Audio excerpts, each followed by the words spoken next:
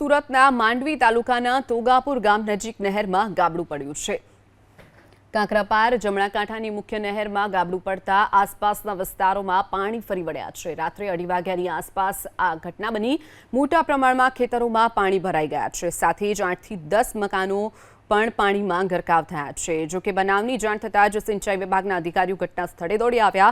રાત્રે જ કેનાલમાં પાણી બંધ કરી દેવામાં આવ્યું। જો કે કેનાલની હાલત ખૂબ જ ખરાબ છે અને કેનાલની સ્થિતિ જોતા હજુ પણ વધુ ગાબડા પડે તેવી પણ અનુમાન લગાવવામાં આવી રહ્યું છે। વર્ષ 1957માં કેનાલ બનાવવામાં આવી હતી। 57 પછી કેનાલનું નવીનીકરણ કરવામાં નથી આવ્યું। આ કેનાલ હજીરા સુધી જાય છે। હજીરા અને અંકલેશ્વરના ઉદ્યોગોને પણ આ કેનાલમાંથી પાણી પૂરું પાડવામાં આવે છે। 3500 ક્યુસેક પાણીના વહનની ક્ષમતા છે, પરંતુ કેનાલમાં ભંગાણ થતાં ઓલપાડ, હાંસોટ અને માંગરોળ તાલુકાના ખેડૂતો પ્રભાવિત થશે, કારણ કે 1 સપ્તાહ સુધી પાણી શરૂ ન થાય તેવી પણ શક્યતા છે। આ વિસ્તારમાં 60,000 એકરમાં ઉનાળુ ડાંગર પાકનું વાવેતર કરવામાં આવ્યું છે। માંડવી તાલુકાના તોગાપુર ગામે જે કાંકરાપાર જમણા કાંઠાની નહેર પસાર થાય છે તેની અંદર છે તે આજે મસ્ત મોટું ગાબડું પડી ગયું છે। કેનાલ તૂટી ગઈ છે અને જેને લઈને કેનાલના પાણી છે તે રોડ પર ખેતરોમાં અને લોકોના ઘરમાં ફરી વળ્યા છે। આ એ જ કેનાલ છે। કેમેરામેનને કહીશ કે દ્રશ્ય બતાવે કે જે જગ્યા પર કેનાલ તૂટી છે, ગાબડું પડ્યું છે, તેનાથી માત્ર 100 મીટરના અંતરે આ કેનાલની પરિસ્થિતિ બતાવવાનો પ્રયાસ કરીશું કે આ એ જ કેનાલ છે। માત્ર 100 મીટરનું અંતર છે અને દ્રશ્યોમાં જે રીતે જોઈ શકાય છે કે આખી જે કેનાલ છે તેની હાલત બદ કરતાં બદતર થઈ ગઈ છે।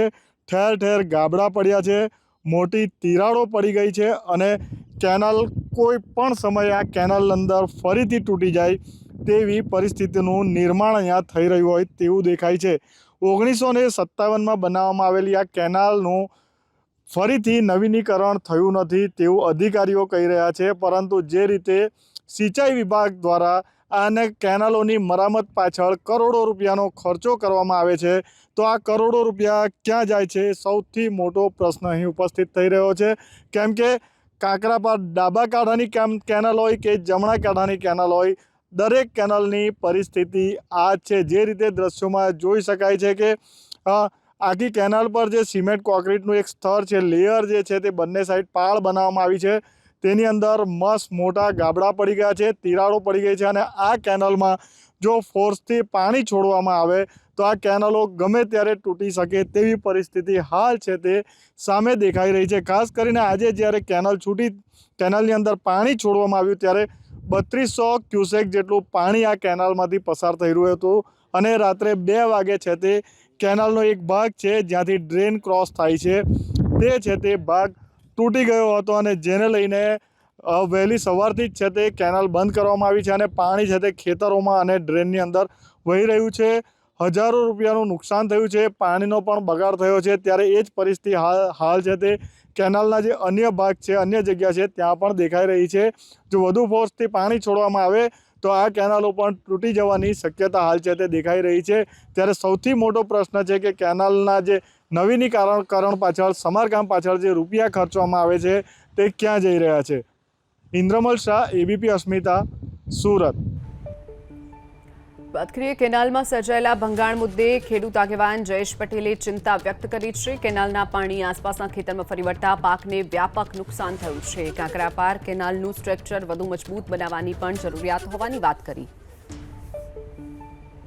જે રીતે આ સ્ટ્રક્ચરમાં ખાસ કરીને જે ઉશ્કેર આગળ જે સ્ટ્રક્ચરની બાજુમાં જે રીતે પાળો તૂટ્યો છે એને કારણે નહેરમાં ખૂબ જ મોટું ભંગાર થયું છે। એને કારણે આજુબાજુના ખેડૂતોના ખેતરોમાં ખૂબ જ વિશેષ પ્રમાણમાં પાણી પહોંચી જવાને કારણે, જે ભરાઈ જવાને કારણે ખેડૂત પાકનું ખૂબ જ મોટું નુકસાન થયું છે।